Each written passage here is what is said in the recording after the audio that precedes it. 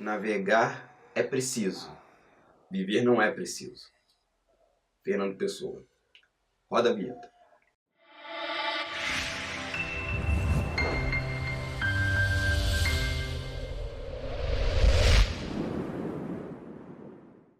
Bem-vindos a mais um Roteirizando, pessoal. Aqui é Hamilton Cabuna e antes de continuarmos, dê aquele like, curta nossas redes sociais, Instagram Roteirizando_Cabuna e Facebook Roteirizando.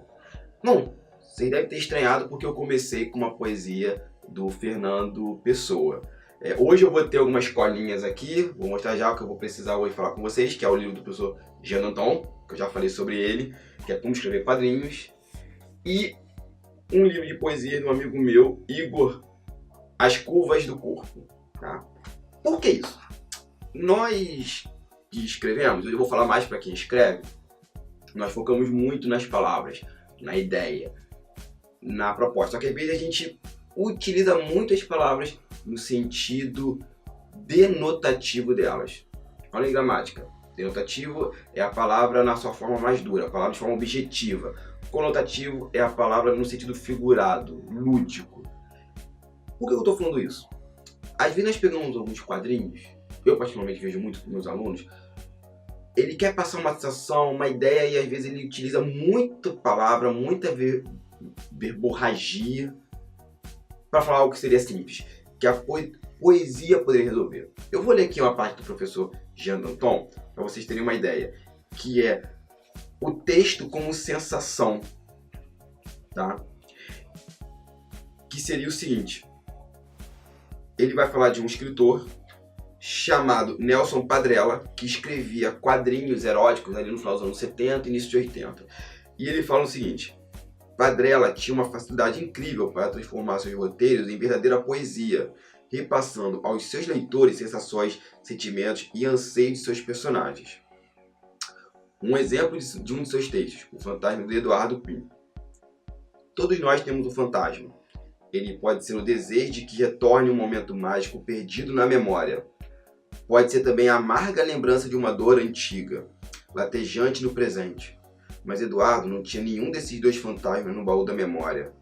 Ou, talvez, tivesse os dois. O que ele guardava era o encantador momento de susto, o fascínio de um elo perdido. Isso era o Fantasma de Eduardo Pim. Vê como é um texto lúdico, leve, e está falando daquela coisa da memória, a memória presa, a angústia, quase uma depressão. Mas a gente fala aí de uma forma poética.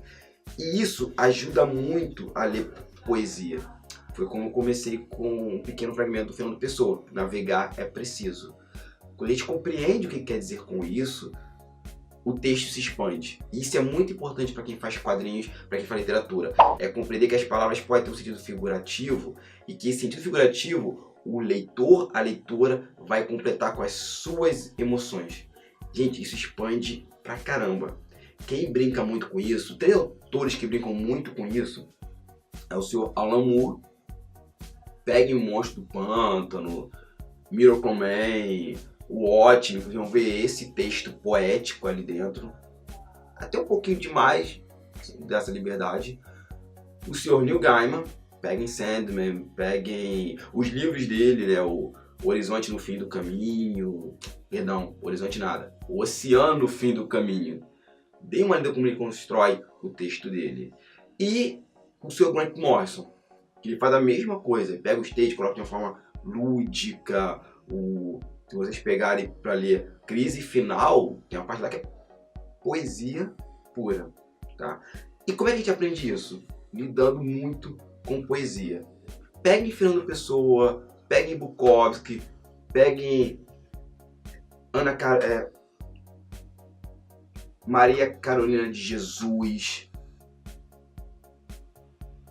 Cecília Meirelles, peguem poetas contemporâneos, leem, que vocês vão entender como ele constrói aquela palavra e que sensações passam para você ao ler aquilo. E não é transformar o seu quadrinho em poesia, mas é ver, será que aquela palavra, aquela expressão, eu poderia trocar ela em uma coisa mais suave? Onde é que eu encaixo isso? No personagem ou no narrador? Pense nisso. E para terminar esse vídeo, eu vou ler aqui um texto do Igor, É curtinho e vocês comentam aqui embaixo o que vocês acharam dele. Dani diz. Dani diz que odeia de tudo um pouco. Odeia pássaros, céu nublado e grandes decisões.